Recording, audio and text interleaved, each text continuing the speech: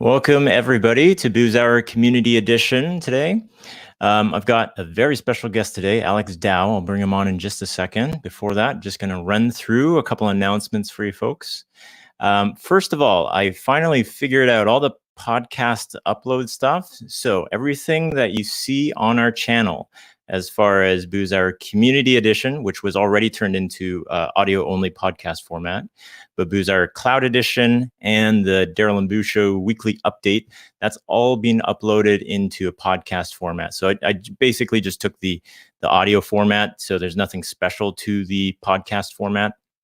But I just ripped down all the audio, just uploaded into a podcast format, and that is now available on Google Podcasts, onto Apple Podcasts, and onto Spotify as well. So if you're on any of those platforms, you should be able to find it if you just look up Booze Hour. And if you can't, or if you don't like using any of those platforms, make a case for me to put it onto any other platform.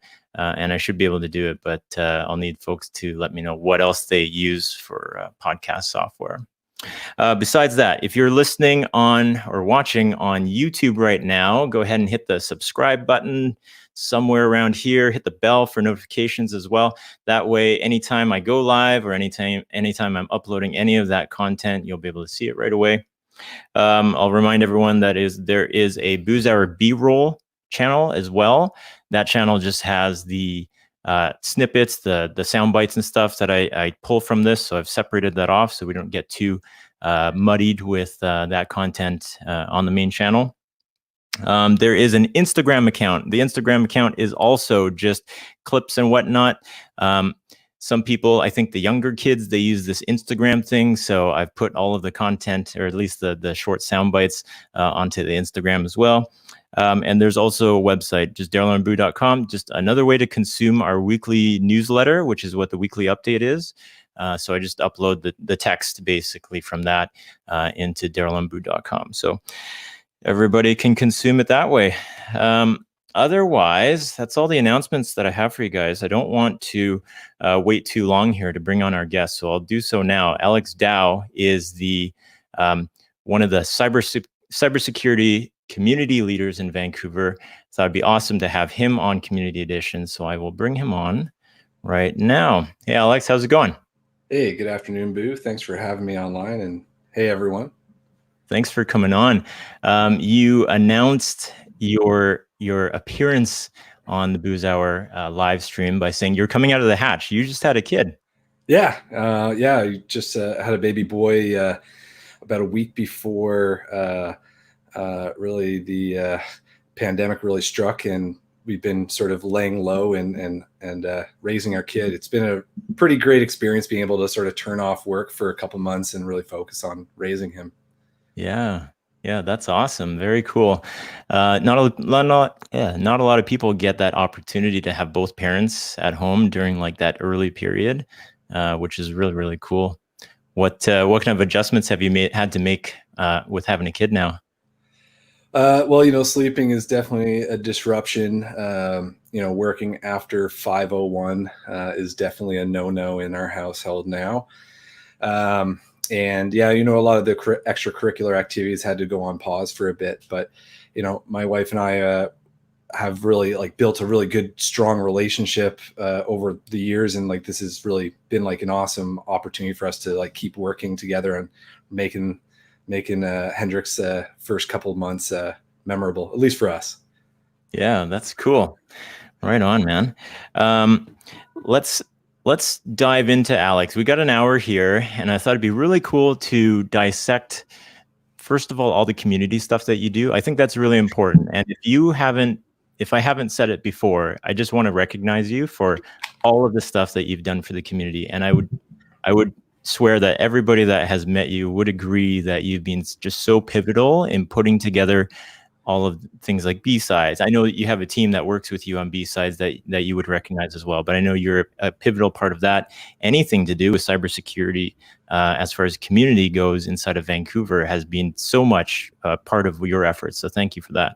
Oh, I appreciate the recognition. It's a labor of love. When I first moved to Vancouver, there really wasn't much, and the girlfriend at the time just was getting a little sick of cybersecurity pillow talk, and I really just wanted to meet more people in our space.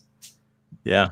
Yeah, that's a great idea too, and that's the way to do it. And hey, if the community isn't there, you may as well build it yourself. We got a great comment here. I didn't point this out at first, but oops, I'm wearing my B-Sides Vancouver 2018 shirt. Yeah. Thanks for appreciate you representing the colors. I'm wearing a 2017, so it's a little bit more faded than yours. And I am actually wearing an elusive B-Sides 2020 hoodie, coming to a future conference near us some way or somehow. Yeah, I heard those hoodies are going to be offered up for $500 now. I haven't seen them on eBay yet, but we still got 6 months left in the year. Yeah, right on. I was looking for my B-Sides mug as well. I love the one that was like when you pour hot water into it or warm drink into it, it would change the color of it. That was pretty cool. Yeah, that's, and maybe you're having a hard time finding it because it's black until you put in the you put in the hot beverage. Right. I was looking for a white mug.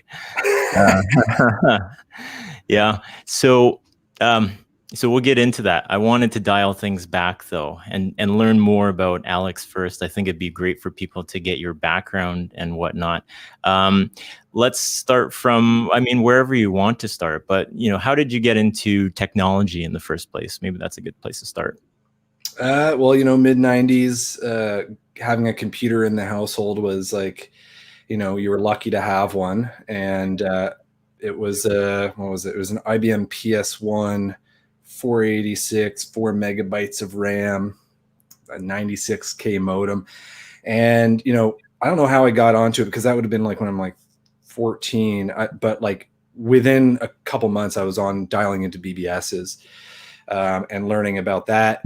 Got another IBM a few years later and then got on the internet. And that, 1996 is when the movie Hackers came out. And I'm pretty sure that's how most of our community got into the industry. But yeah, I was really, really curious. Like I wanted to get more out of the computer. If you bought an IBM, you got like all those different installs of Prodigy, American Online and whatnot. And, I couldn't access it because I didn't have a credit card. So I was always trying to figure out ways of getting around those limitations. But yeah, the funniest story I have is a friend sent me, a game and I double clicked on it, didn't work. And, that was pretty typical back in the day that a game wouldn't work on your old PC. But, essentially it was not a game. It was a backdoor and my CD-ROM drawer opened up right away. I'm like, ooh, I want to know how this works. And I ended up figuring out how to write essentially reversed a port scanner to be a scanner that looked for NetBus infected hosts and scanned my local ISP's network and found other victims.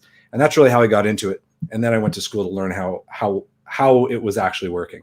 That's right on. And you are from out east, if I'm not mistaken. Yeah. I'm an expat now. I've been out here for about 10 years, so I think I'm now considered a local. Grew up outside of Ottawa. Went to school at Algonquin College in Ottawa. Worked for Bell Canada for a number of years, and that's how I got to move out here. Okay. Right on. I will just highlight, this was from Mark Cohen, actually, if folks don't realize, there's a Mars community Slack channel that a bunch of us hang out on. So he's found the mug for us here. Nice. Very appreciate that, Mark. Very cool. So you came out here for the Olympics with Bell, right? Yeah. I did a road trip probably around 2007. And, I ended up in Vancouver hanging out and I was like, oh, this is a cool city, but it was a hot August day and we ended up going to Lynn Canyon. And I'm like, all right, if I can drive 20, 30 minutes to go to like this, like paradise, I got to move out here. So, Bell being the premier sponsor of the Olympics, they obviously needed to have a team out here. And I got seconded to move out here and build out the security operations center. And yeah, it was an awesome experience. And the irony is I now live like 5 minutes away from Lynn Canyon. Oh, cool. Oh, yeah. Right on. Now that secondment from Bell to work on the Olympics, that was that was not an easy task to even get on that team, right? Like everybody was kind of handpicked to be able to work on that project. Yeah, absolutely. Like first, Bell didn't really have too much of a footprint out in Western Canada.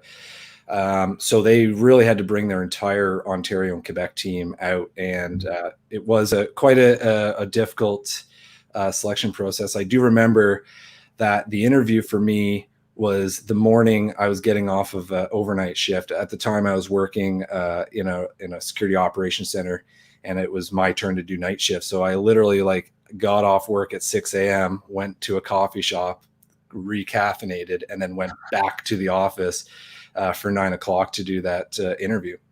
Oh, wow. Wow. And you still made it. So Yeah. that's the show.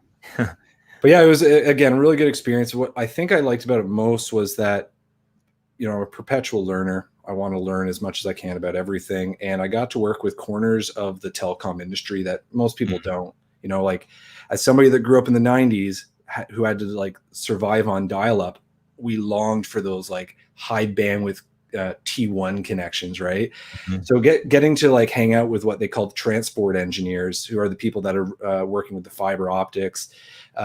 You get to learn a lot of cool stuff about parts of the internet, parts of telecom that are not very well documented and defined, even to this day. Yeah, that's pretty cool. And then during your secondment here, so I did some guest research on you. So I spoke to one of your buddies there, Matt Tifo, who wanted to send his regards along because I guess there was one night when you guys were doing some research or something in Whistler, and this involved you cranking his hotel room to 35 degrees and not telling him. Well, when we synced up yesterday to talk about the audio, doing an audio test, and you mentioned you had reached out to Matt to get some, background on me. So, oh man, back then that was 2010, so that was 10 years ago. I was still a young buck and very, very much trying to have fun. But yeah, you know what? Bell had a series of hotel rooms that were blocked off for the entire year. So the during build out Monday through Friday, hotels were used, but during the weekends they weren't. So a lot of the team members would go up there and have a good time. It was a pretty nice hotel, and Matt and I have, and I was really worried. I was like, what story is he going to bring up? But that one is PG-13. I'm okay with that one. But yeah, check your thermostats before you go to bed. Yeah, he refused to give us or to give me any other things over any sort of communications that could be recorded whatsoever. So That makes a lot of sense. We'll have to wait till for an in-person meetup to chat more about those. TLP red. Yeah. Yeah. So from there, did you stick on with Bell after that? Yeah. So the deal with Bell was that they were really putting us out by moving us to Vancouver and, making us work on the Olympics and all the other benefits that came along with being on the dream team. Part of their obligation to us was to put us back in our role where we came from. That would have been the Security Operations Center in Ottawa for me. And this was right around the last economic downturn. So jobs were a bit scarce. And I said, well, 2 years is not enough for me. I'd been out for 2 years by that point. So I sort of said well, I don't want to go back. I sort of like it out here. And I had to roll a bit of I rolled the dice because they didn't guarantee me a job, but luckily there was an opportunity with my specialization in SIM that I was able to move actually from the operations team into professional services, and that really triggered my foray into consulting. Yeah, interesting. So how long were you doing consulting then? And that was just specifically for SIM for Bell? Yeah, did some security architecture as well, but again, my background had been working in SOCs pretty much since 2004, and SIM was becoming quite popular around 2010. Every organization that took security seriously needed a SIM, and there were only so many people out there that knew how to build them. So it kept me quite busy for a few years.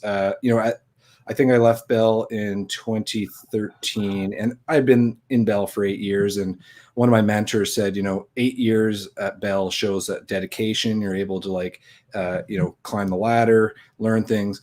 But, if you're there for longer, like people sort of question, like, why didn't you try something new? So he sort of enticed me to make that jump. And I left to a small consultancy, IPS. Ironically, one of your other guests also worked there prior to me joining the team. I worked there for a year and then realized that I wanted to really focus on the technology I specialized in, which was ArcSight at the time. IPS was a logarithm shop. So I ended up, going independent and focusing exclusively on ArcSight. Okay, cool. I am a recovering ArcSight consultant now because ArcSight's unfortunately not overly popular out in Western Canada anymore. So is that still primarily what you're consulting on though, is SIM? I've really shifted my focus to security operations in general in terms of how organizations pragmatically prevent, detect, and respond to threats. SIM is a tool within that tool belt, but there's a lot more to it. I'm really a big fan of the SOAR space, especially when we start looking at leveraging cloud, which just makes automation just so much better than traditional IT. So that's really where I've been helping clients out, is focusing on really how to maximize their situational awareness in their environments. Yeah. Okay. Very cool. So somewhere along the way, you figured that you wanted to meet some new friends, and so you just started up a community out of nowhere. It wasn't as turnkey as it may sound. I think what really triggered it was, and again, at 2010, 2011, I was still very much just a geek. I just wanted to be behind the curtains making magic. And, it was also, it was the heyday of PCI. And one of my, bosses at Bell said, hey, are you interested in doing a little bit of a presentation on how you can leverage your PCI investment to sort of scale that security out across the environment, not just in the little enclave of PCI that likely your consultant recommended you make. And I said, yeah, sure. That makes sense. If you're going to buy a SIM just for this little enclave, the cardholder data environment, why not leverage that same technology for the rest of the environment? Because, PCI data is important, but I'm sure you have more, just as important data outside of that environment.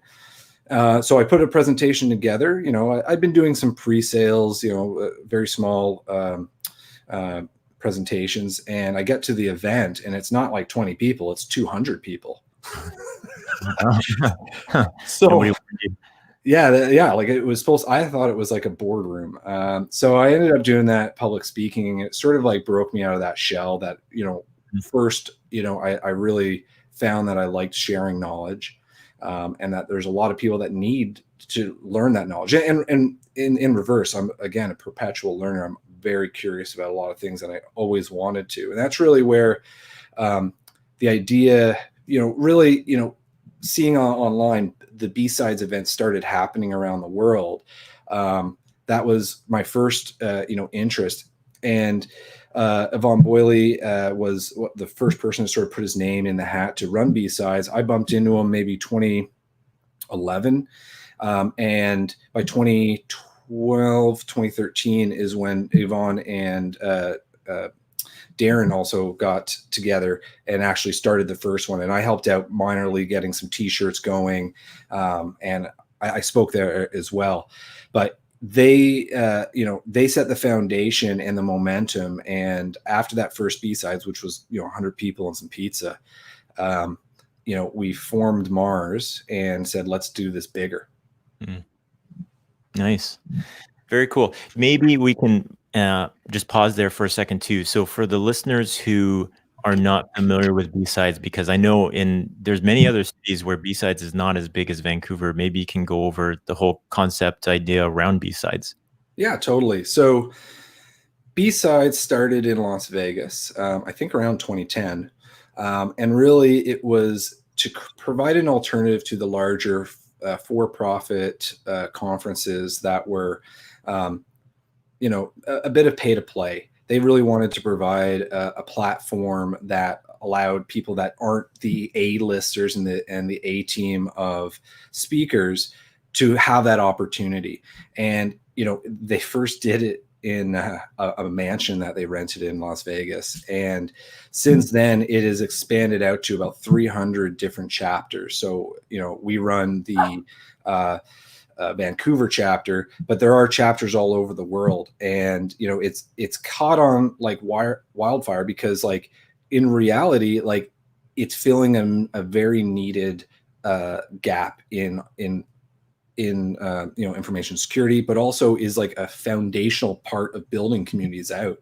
And you know, speaking to Jack Daniel, which is one of the co-founders of B-Sides Global, you know, I said like Vancouver really didn't have much of a cybersecurity community. There's some little pockets, but from like a, you know, technical perspective, like a hacker community perspective, there really wasn't any. And B-Sides Vancouver has been foundational in creating a community, building friendships. Our Slack channel has like 300 people on it. And, you know, our conferences sell out. We get international attendees coming because we've built up a bit of notoriety on what we like to do on a shoestring budget. Mm-hmm.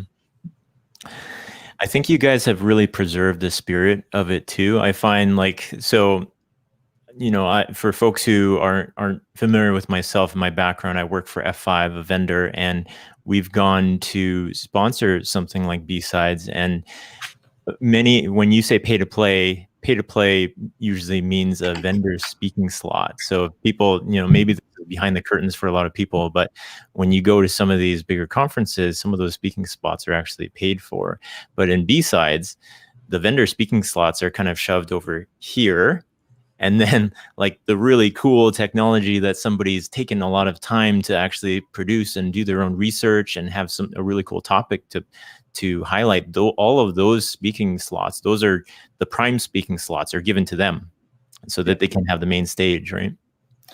Yeah, you know, and again, this B-Sides is foundational about not being commercially influenced. And unfortunately, the majority of events, at least in the past, who knows about the future, are very pay to play. And, you know, there's been lots of events I've gone to that like I've just walked out of the talk because title was awesome.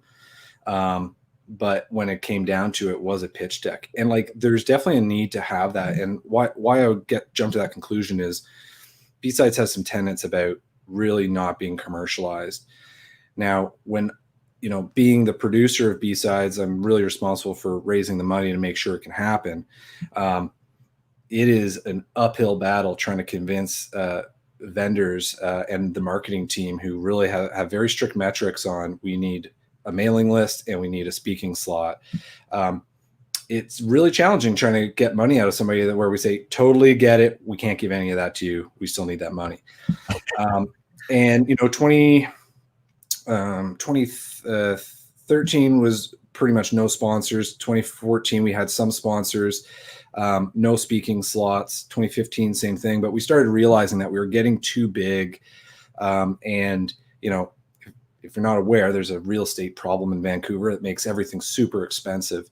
And we were just running out of low-cost venues that we could fit in. So we started to say, all right, listen, like we need to preserve the integrity of B-Sides, but still be able to meet some of our sponsorship requirements so that, you know, they want to get involved. And again, by the way, thank you F5 for being a sponsor of us on numerous occasions. So what we ended up doing in 2017 was we had a sponsorship track, and we were, you know, at the time we were using nightclubs because Monday through Friday they're empty and they're sort of a cool, dingy venue to host our underground conference in. But we decided, all right, for our gold sponsors, the people that are really getting us across the line, we'll give them a speaking slot. We're going to make the audience well aware that it is a vendor talk, but we're also going to coach the vendor to make sure that it is of high value. And we had this club had multiple rooms, and we actually ended up giving it like a really small room, like 30 seats max. And that was mostly because I thought my community would not be willing to attend a vendor talk when there was like 3 or 4 other talks going on. And I walked by the vendor hall or the vendor room, and there was a lot of people outside of it. And I was like, oh no, what happened? You know, a medical emergency or something like that. There was people like, you know, peering into the door. There was a little window to that room, so they're peeking in there. And it turns out they actually was really interested in the sponsor's talk. And that really set off the idea that we can probably have sponsor talks as long as that it is actually really wholesome content, something that that the attendees can take back. And therefore, you know, and we've had to have these conversations with the B-Sides mothership, Jack Daniel included, on we have to break some of these rules because we can't exist in Vancouver unless we do. And you know, we've received that blessing that we are maintaining the integrity while still making sure that we can be financially stable. Totally makes sense. I think that is, I wouldn't say it's been the primary motivator, but you can notice, and I've noticed this at F5 too, is that we actually fund a research team. We started doing this a few years back now, but part of it is because of that, is that there is information that needs to be contributed back to the community. And you know, these large enterprises, we have the money to do it, and we can employ people and just put them off into a corner. And the mandate of F5 Labs, a plug for them, they are not tasked with talking about any F5 product. And I've actually had a couple of the guys from F5 Labs come up, and we specifically request them for things like B-Sides, where we say, this is not going to be a product talk.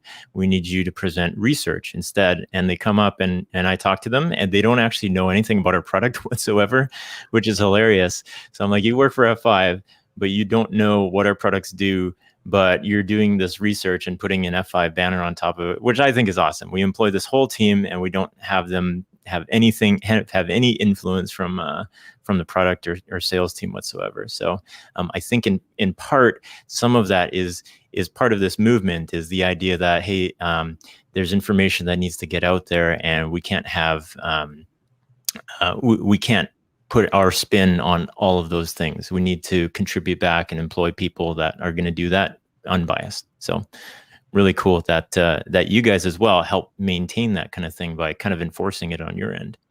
Yeah, it's been an uphill battle. Like I said, you know, the first couple of years, a lot of virtual doors being slammed in my face when I say, no, we want your money. We can't give you anything you want. But I would say that majority of sponsors now actually get it. You know, the previous dogma was, you know, you got to talk to the buyer and you got to talk all high level and, you know, bombard them with FUD. But in reality, like the technical team members that are below that leader, that economic buyer of your product, is actually relying on that team to like sort of help him make decisions. And that's really where B-Sides is being really successful, because it is more of a practitioner conference. Like I would say probably only about 30%, 40% of our attendees like have financial budgets that they can buy product. But many times we're hearing stories of like, yeah, you know, I met this person, they demoed the product and then they brought it to their management, and now we're in there doing a proof of concept. So it's sort of an organic way of growing that lead. And it's also, you're getting champions within these organizations talking about your product before, you know, the CIO, CTO, CISO hears about it, and, you know, it's actually driving sales. Mm-hmm. And I think you guys have driven the point home, because now in the last few years, like we go to sponsor B-Sides and it's a race to get our money to you. It's like, take our money, Alex. And you're like, no, we're actually full. And we're like, we have all this money here to give to you though. Yeah. And, you know, we run not for profit, so we're not trying to raise more money. In fact, more money, more problems a lot of times. So, you know, we typically, our sponsorships sell out within the first month, and, you know, we leave a couple like sponsored drinks or sponsor an after party at the end, because, you know, there is money that needs to be spent. But it has caught us off guard. Like I said, the first couple of years was painful. In fact, I had one company that was ready to sponsor us, gold sponsorship, and then their sales manager went to his local B-Sides, which was in a pub, and it was 30 geeks. And he kiboshed our sponsorship. And I'm like, we're different. We like do things really well. We really produce something that is of a very high quality content. But yeah, we lost that sponsorship because, again, all B-sides are not created equal. It's just depending on the community, and depending on like who's organizing it and the level of effort they're putting towards it. Yeah, well, maybe we can even dive into that a bit. Like, I've noticed I work on a team that previously worked on a team that crosses Canada. I work on a team that kind of crosses the Pacific Northwest now. But when I talk to my Canadian colleagues and I kind of poll them on how B-sides goes in other cities, Vancouver seems to be light years ahead of many of the other cities in Canada and across the rest of the U.S. or into the U.S. as well. What do you think the differentiators are from what you guys have been doing compared to the ones that have kind of had some false starts? Well, first of all, ideas are cheap, execution's expensive, and not from a money perspective, but from an effort perspective. And everyone has a lot of ambitions to do B-sides and get involved, but it is a lot of work. I'll be honest. The ace up my sleeve is that my wife knows how to run events. And while she was running events for herself, she sort of saw us struggling in 2015 and, really created a very professional conference on a shoestring budget. And that continued on for several years. She ended up getting too busy and popular with larger, like for-profit conferences that could actually pay her. So I guess the secret is not paying anyone that and getting a lot of free labor. But yeah, she really, set the foundation in terms of our branding. All our swag that's branded. We used to do printed booklets. Now we're a little bit more eco-friendly. We don't do that. But she really was able to show what a B-sides could be. And I've had the opportunity to go to several other B-sides, and like, they are a little bit more traditional. They're a little bit more shoestring than we've become and whatnot. But, it was hard because once we set that foundation, we really couldn't like do less. We had to keep on doing more. Yeah, that's really cool. Some of the things, I know we chatted about this before a little bit as well. You guys were very early with audio recording, video recording, and live streaming as well for all of the sessions, right? Yep. And again, I think that goes back to our secret is our community. And the more we did to support our community and build something out, the more the community started giving back. And, Jake and George are running, a professional AV team on a shoestring budget. And, I remember 2015, Jake was up in this little projector room at like our venue at that time was an old movie theater, now turned into a dance club. And he was doing 2 video inputs into a little MacBook Air. He forgot his charger, and I think he was dealing with an incident at the time and still got that recording going. Wow. His partner in crime, George Pajari, he has been a major contributor, not only to our events, but other events in terms of recording, audio, video. And again, it's like we sort of set that spark, and it's driven people to want to get involved, whether it's contributing to AV. Capture the flag competitions are by far one of the biggest challenges with running events, because it is, you're building something for people that are looking to break it. So you want to make sure that it's somewhat resilient and still provides the value that they're expecting. And, no person that's volunteered for a capture the flag competition has come back the next year be like, can I do that again? Oh, that's really cool. Yeah, that's pretty awesome too. How many people actually work on B-sides Vancouver in total then? So we've got a board of advisors that help with curating the content, and we try to carve out little pieces, and that's from the Mars board or the Mainland Advanced Research Society. The core organizers are myself and Sandy Buchanan, who are producers, and then we leverage an event producer. So as of I think 2017 or 2018, we said, all right, we got to stop relying on free labor for the majority of it. Like the entire Mars organization does it for free, and there are a lot of volunteers, but there is some stuff that we're not good at, event planning being that. So we ended up finding, my wife was getting pretty busy with all her other businesses, so that she couldn't like contribute overly with free labor. So we went to market and found an event producer, and she's been great. She has running an event is herding cats, and she's been able to really keep us in check, keep all our expectations in check. Like scope creep is like, the number one thing that drives event planners crazy. And she keeps us in check, and she's essentially helped us run some really great events. Oh, man, that's awesome. So you've done all of this. Everybody that's involved in B-Sides, besides the event planner that you guys employ, is all volunteer. Like you guys have spent nights, weekends, days working on all this stuff and to put it together for other people, which is awesome and commendable. Yeah, again, it is a labor of love. And, we started out shoestring, low cost, but as we've been able to build that momentum up and we've been able to raise more money, that's where we start saying, all right, I sort of want some of my weekends back. And that's really where we started looking at outsourcing as much as we can. We're all smart people on the board, but like at the end of the day, we want to guarantee success. We don't want to have a fail to launch event. And that's why we've decided to outsource a lot of the key crucial pieces of that event. And really the idea is that, set that foundation and then invite the community to contribute. And we've had, She Leads Tech, which is a ISAC organization, running panels. This year it was supposed to be an entry-level capture the flag walkthrough in partnership with Red Stack, a local cybersecurity company. We've had the lockpicking community. Another capture the flag last year was with Trace Labs, which does an OSINT or open source intelligence gathering exercise for tracking down missing people. And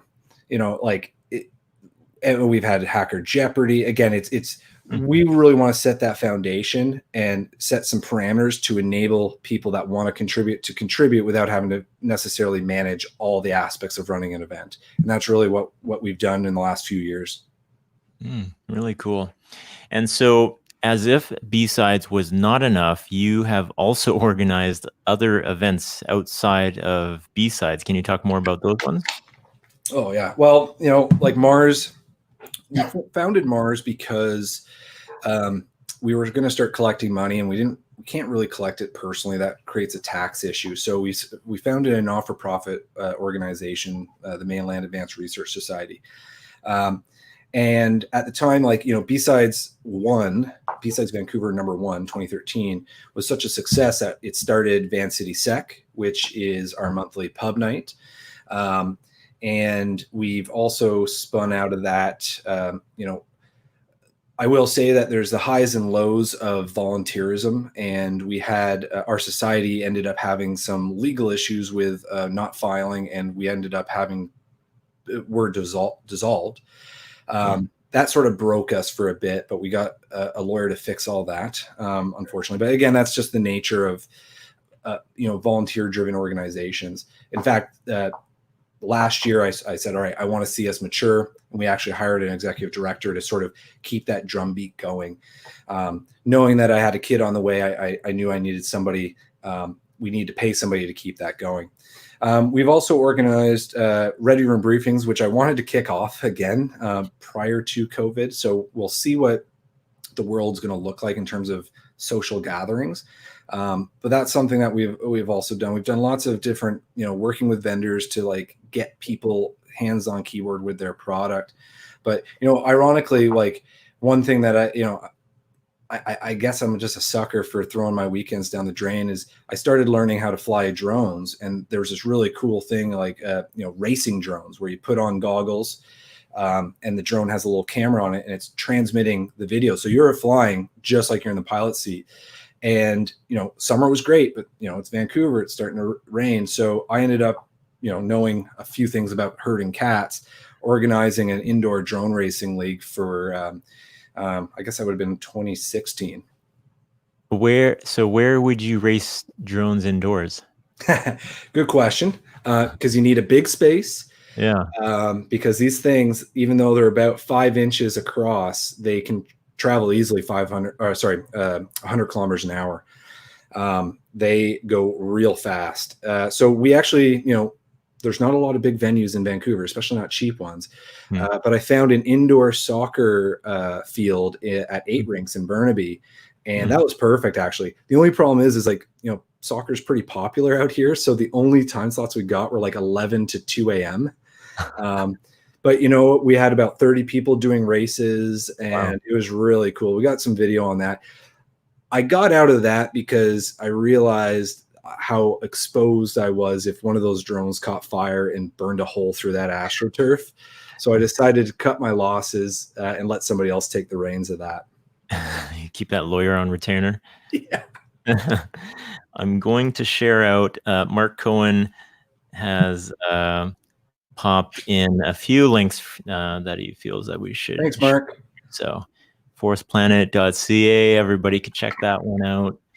Trace Labs that you're speaking about right on here, and we get the B-Sides Vancouver YouTube channel. Now, this is at 198 subscribers. So I hate to say it, but Boo and Daryl are at 202 subscribers right now. Oh, man.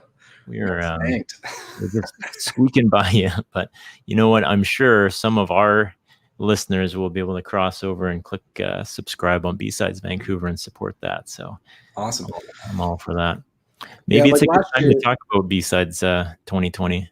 Well, you know what? I'll finish off with sort of, what we're trying to do with Mars. So Mars was founded really to support B-Sides, and after B-Sides, because B-Sides is a lot of work, and if you're doing all volunteering, you're burning every weekend working on it. After B-Sides is done, we sort of don't talk to each other for a couple months. We're all great. It's I got a great board, but it's an ass kicking. So Mars wasn't really maturing all that much. So last year, sort of knowing that I was going to have a kid in the future, I said, all right, like I'm holding the reins too much.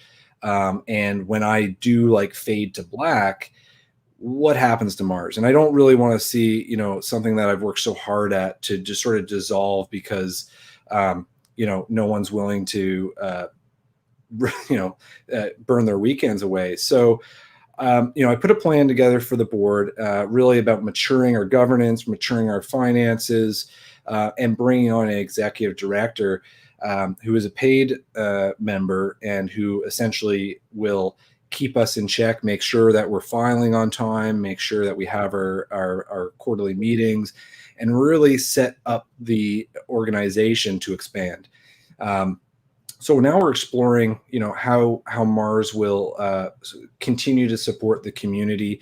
We're exploring like what that looks like from building a membership pool, engaging the community more. So those are the things that like we have done over about a year now. And again, I'm very happy to say that bringing on the executive director was a really huge jump in our maturity. We're really looking forward to being able to offer the next generation to Mars. Yeah, really cool. Yeah, so then maybe from there we can pivot to what your plans are with B-Sides 2020. In the room. So we B-Sides was supposed to be this March. Timing with my son arriving and B-Sides was not planned. But the COVID pandemic really threw a wrench into that. And we were holding, based off of the information we had, we were holding strong. We're going to do this event, but pretty much, and this coincides with me walking out of the hospital after 2 days of no sleeping. I said, I don't think we should do B-Sides. And, a day or two later, the province actually enacted essentially making running an event illegal. So we pushed it down to September. Assuming that the pandemic would clear by then. However, the reality is that the province has set us as a stage 4 of reopening the province, which is an undetermined date requiring vaccine, herd community immunity, or a very successful treatment. None of those are a reality between now and then. So right now, we sat down with the board last week to really determine what do we want to do. I struggle with, in my opinion, everyone gets something different out of B-Sides. People are there to learn. People are there to share. People are there to network. And for me, it is about networking. It's about seeing a lot of people that we interact with on keyboard in real life. It's a big social event for our community. So I've been really resistant to the concept of virtualizing it, mainly because there's just so much virtualization of conferences, and I just don't think a virtual conference really captures what we've been able to do with B-Sides. Unfortunately, we've had to come to that realization that we may, in fact, have to. So we're in discussions with collaborating with Vancouver Island's B-Sides to, give our speakers that opportunity to speak and still network online. So we're exploring those, the platforms that are available out there and whatnot. So stay tuned. We are coming up with a good plan, and likely we'll do it, after the summer. But it is still in planning, and we're holding on to the awesome swag for everyone. Right on. I mean, it has to be done before 2021. Otherwise, those hoodies are not going to be worn for too long. Yep. Yeah. So, unless we give everyone a Sharpie in their swag bag to modify the 0 to a 1, no, we'll be getting this sorted before 2021. And what I'm actually really interested in is that COVID's causing a disruption in the event space in general. What will events look like in the future is I think everyone's guess. But this is also an opportunity for B-Sides Vancouver to sort of recalibrate. We sort of, we're suffering from our own success in terms of, we sell out every year now. We have, I think, at least 200 people on our waiting list. So, easily we could, sell tickets for 800, probably more, if people weren't so discouraged by the waiting list. But the reality is in Vancouver, there's really no venues that accommodate that for such a reasonable price. And we have a relationship with SFU. The criminology department sponsors us so that we get the internal rate for renting that space out. But we're hitting a limit with even that venue. And this is for us to, really, have some self-reflection on how we can still contribute to our community in a positive way with really cost-effective events. B-Sides is sort of, if you look at what other conferences cost, B-Sides, our maximum price is $150, and with that you get cool sweaters and a bunch of swag. That's about 10% of a usual conference's cost. And I sort of joke, we are the clown car of cybersecurity conferences. Like we almost accept every talk that's submitted because it's all about enabling people to share.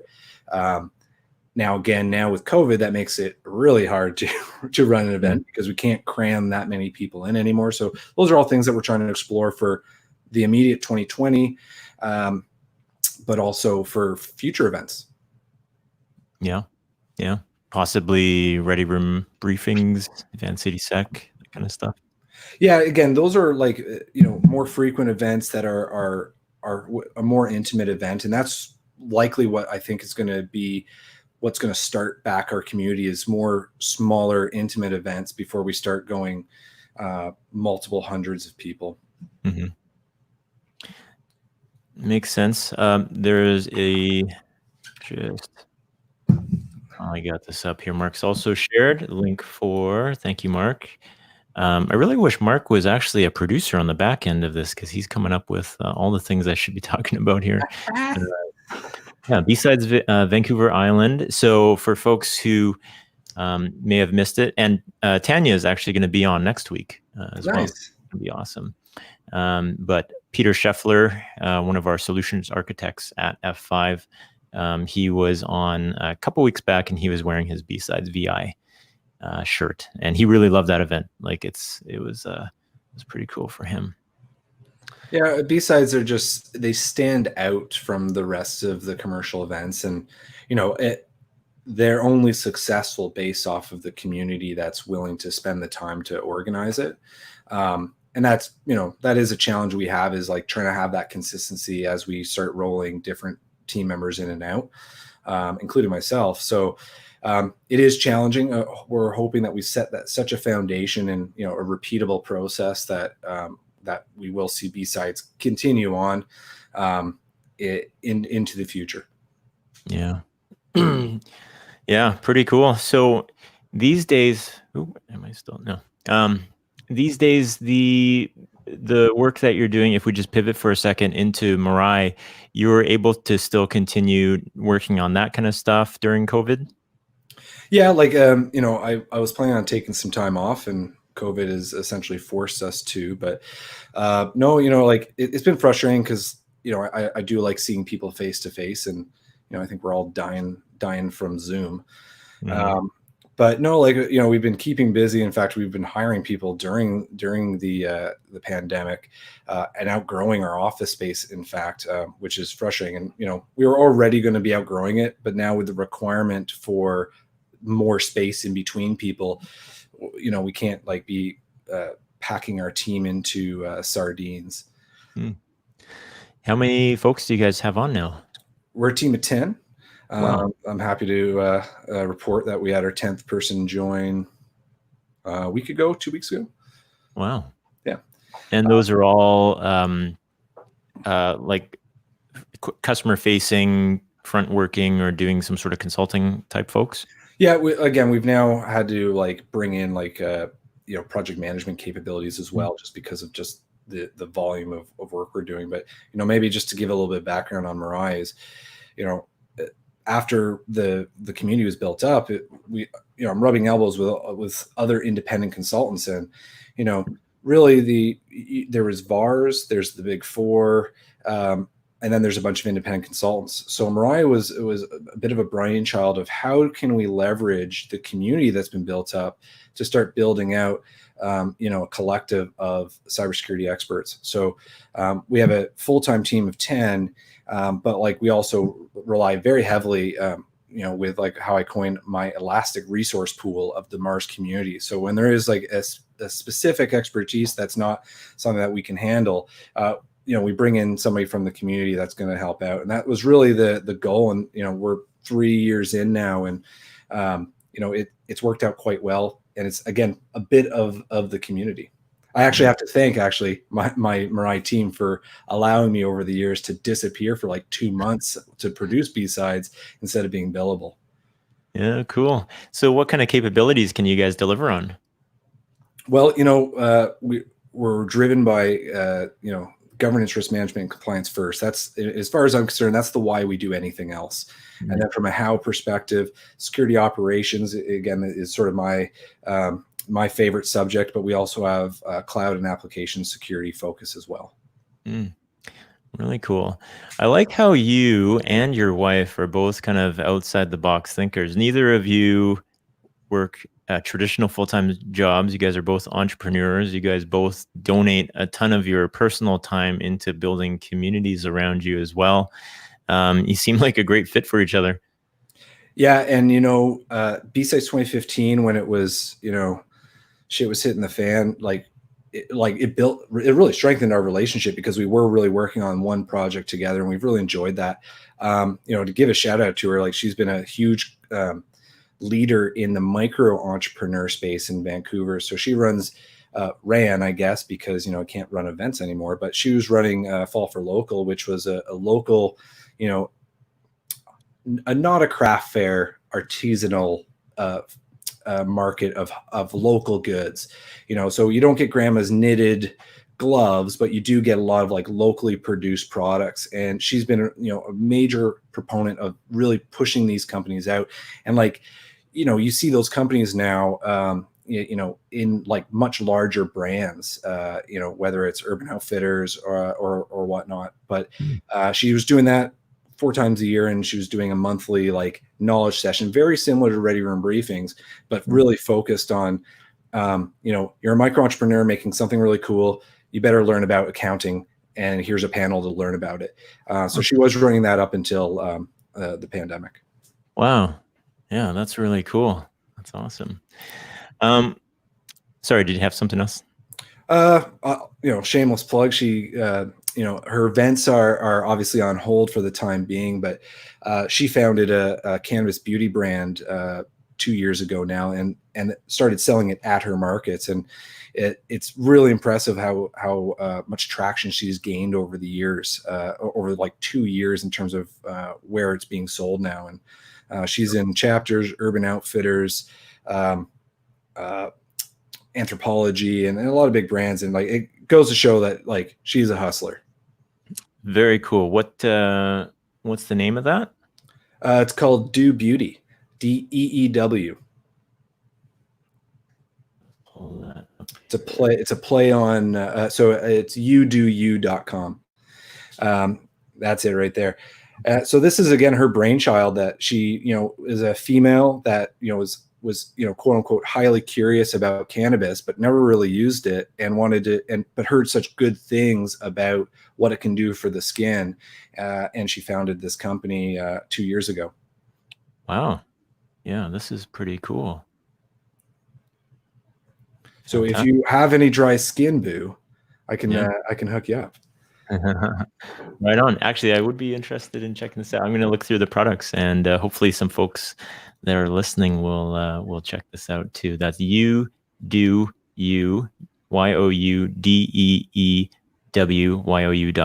So for anybody who's listening to the podcast, which is available on Spotify, Apple Podcasts, Google Podcasts, just want to remind everybody, although a lot of people have found it, I noticed like the downloads inching up quite rapidly when I released it in an audio format, which I joked about this before, but it goes to show that people don't want to see my face, but they find my voice appealing, so they'll listen to me instead of watching me.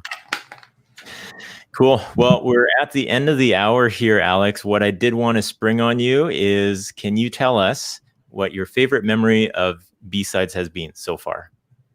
Oh man, there's so many. I think, again, thinking that there was a medical emergency in the sponsor track was pretty good. But no, definitely same event. That would have been 2017 was, so we do a lock picking village, and there's a bunch of demo locks and handcuffs and all that. And, they're there for the picking, no pun intended. And somebody put on the handcuffs, put the pick in, but broke the pick off, and then just left the handcuffs there.